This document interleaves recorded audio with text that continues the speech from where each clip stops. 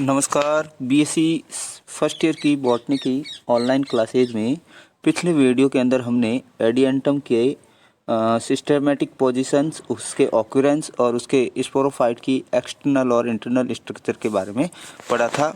यानी कि उसके एक्सटर्नल मॉर्फोलॉजी और आउटर इंटरनल मॉर्फोलॉजी की स्टडी की थी।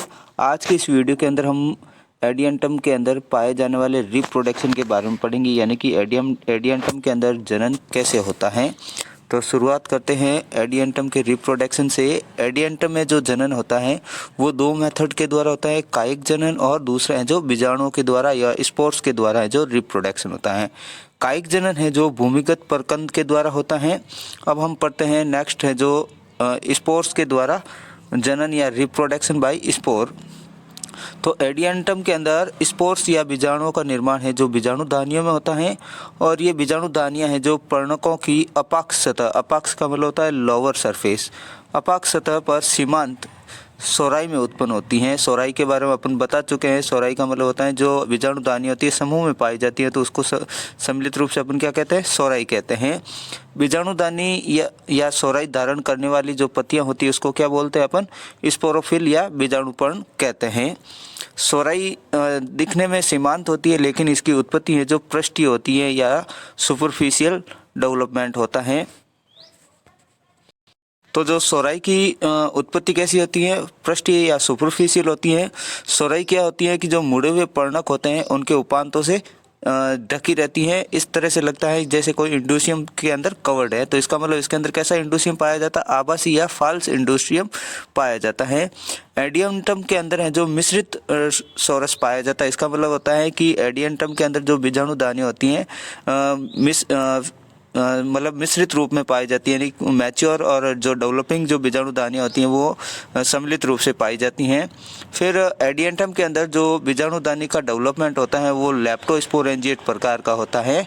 लेप्टोस्पोरेंजिएट का मतलब होता है बीजाणुदानी का डेवलपमेंट है जो एक ही सेल से होता है।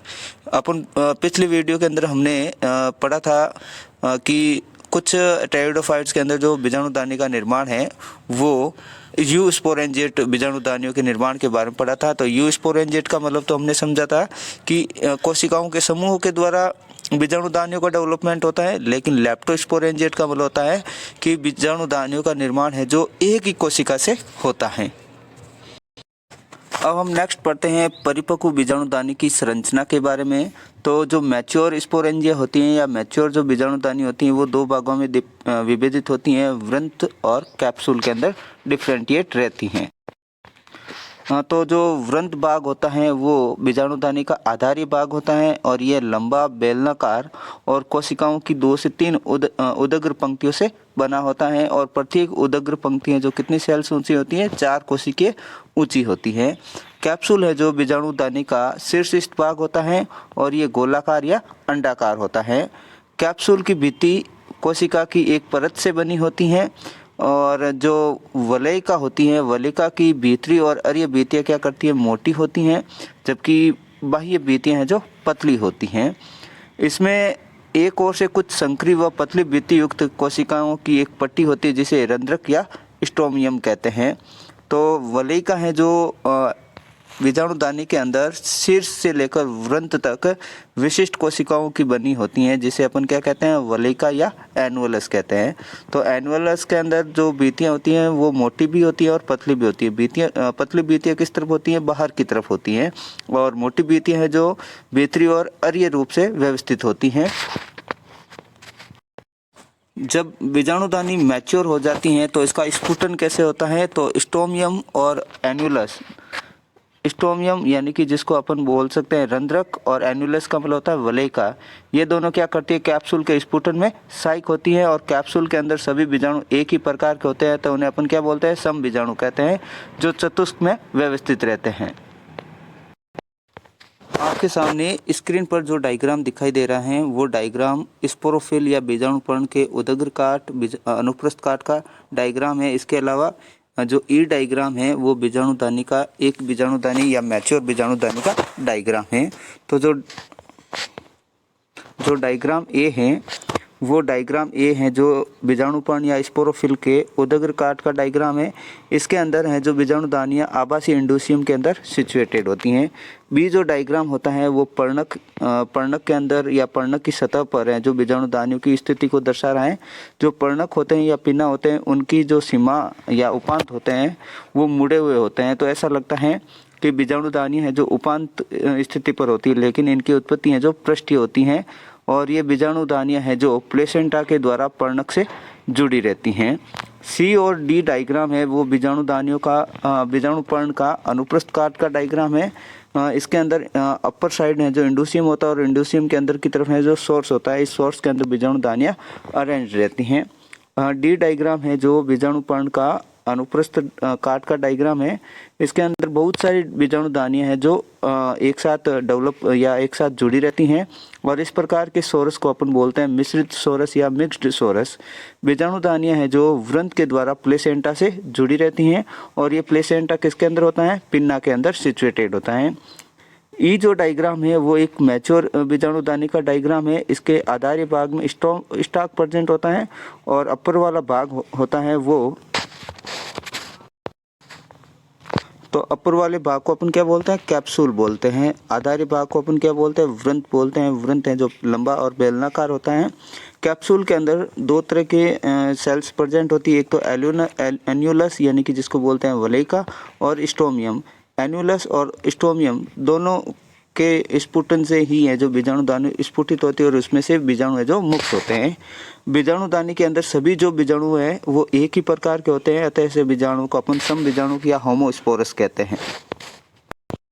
अब हम नेक्स्ट पढ़ते हैं बीजाणुदानी का स्फुटन। जो मैच्योर स्पोरेंजिया होती है उसका स्फुटन कैसे होता है।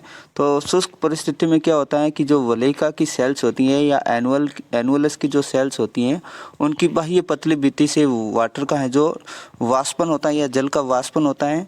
तो सेल्स हैं जो क्या होती हैं, इनके अंदर जल की कमी हो जाती है और इनका स्फीति दाब या टर्गर प्रेशर है जो कम हो जाता है, जिसके कारण जो बाहर की भित्ति होती हैं वो अंदर की ओर दब जाती हैं और वलयिका की जो अरीय भित्तियाँ होती हैं वो पीछे की ओर खींच जाती हैं और बीजाणुदानी है जो स्टोमियम या रंध्रक से टूट जाती हैं और वलयिका क्या करती है? पीछे की ओर मुड़ जाती हैं। फिर स्टोमियम के टूटने से सभी बीजाणु है जो वायु के अंदर मुक्त हो जाते हैं या इनका परिकीर्णन हो जाता है। अब अपन पढ़ते हैं नेक्स्ट युग्मकोद्भिद के विकास के बारे में।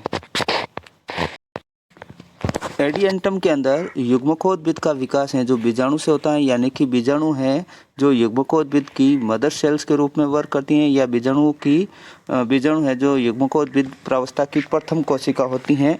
और एडिएंटम के अंदर बनने वाले सभी बीजाणु कैसे होते हैं? एक ही प्रकार के होते हैं, तो ऐसे बीजाणु को अपन सम बीजाणु कहते हैं। प्रत्येक बीजाणु है जो द्विपार्श्विक, अगुणित और एक केंद्र की होता है। बीजाणु की जो बाह्य भित्ति होती है, बीजाणु की भित्ति है वो द्विस्तरीय होती हैं। आउटर को बाह्य चोल और इनर को अंतःचोल कहते हैं। बाह्य चोल मोटी और गहरे रंग की होती हैं जबकि अंतःचोल है जो पतली व चिकनी होती हैं। इसके अलावा बीजाणु की भित्ति के अंदर एक त्रिय खांच भी उपस्थित होती हैं। अब युग्मकोद्भिद का डेवलपमेंट कैसे होता है? तो स्पोर के जर्मिनेशन से ही है जो युग्मकोद्भिद का निर्माण होता है। नेक्स्ट अपन पढ़ते हैं युग्मकोद्भिद का निर्माण या फॉर्मेशन ऑफ गैमेटोफाइट। तो जो बीजाणुदानी से मुक्त होने वाले जो स्पोर्स होते हैं या बीजाणु होते हैं वो मुक्त अंकुरित हैं। उनका अंकुरन है जो परिकीर्णन के तुरंत बाद हो जाता है। इनकी जो बाह्य चोल होती है यानी कि बीजाणु भित्ति की बाह्य चोल होती है वो वाटर का एब्जॉर्प्शन करके फूल जाती हैं और फूलने के बाद में क्या होती हैं? इसका ब्रेकडाउन या फट जाती हैं। फिर जो अंतःचोल होती हैं वो जनन नलिका या जर्म ट्यूब के रूप में बाहर निकलती हैं। फिर इस जनन नलिका के अंदर एक डिवीजन होता है जिससे दो सेल्स बनती हैं। अपर सेल्स हैं जो लार्ज होती हैं, इनकी बड़ी होती हैं, जबकि बेसल सेल्स हैं जो छोटी होती हैं। जो अपर सेल्स होती हैं उसके अंदर डिवीजन होता है या ऊपर वाली जो बड़ी कोशिका होती है उसके अंदर विभाजन होता है।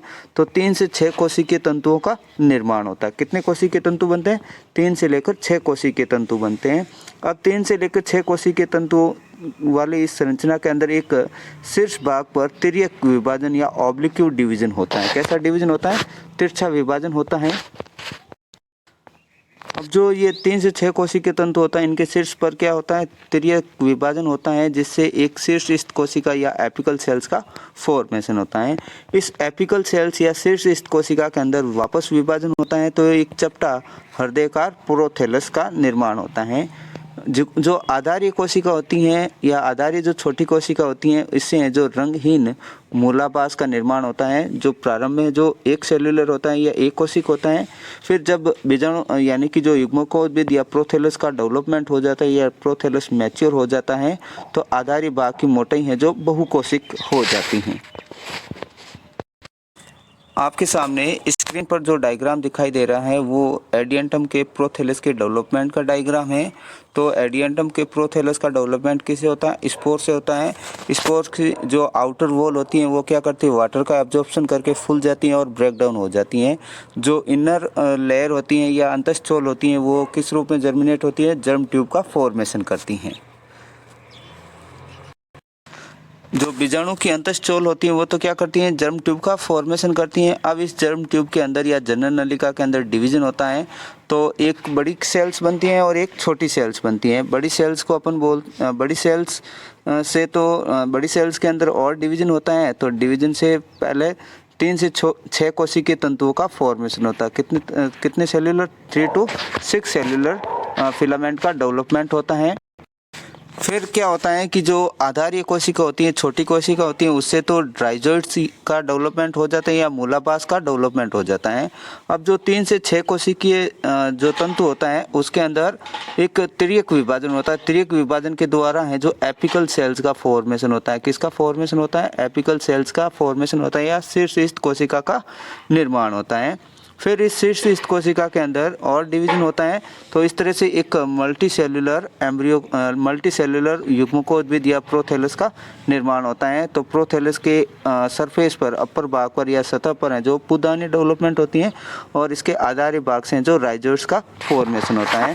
तो इस तरह से आई जो डायग्राम है एक मैच्योर प्रोथैलस का डायग्राम है जो लॉब्ड दिखाई देता है और इसके आधारी भाग से राइजोइड्स निकलते रहते हैं। नेक्स्ट वीडियो के अंदर हम पढ़ेंगे प्रोथैलस पर पुदानी और स्त्रीदानी के निर्माण के बारे में। इसके अलावा भ्रूण का डेवलपमेंट और फर्टिलाइजेशन के बारे में भी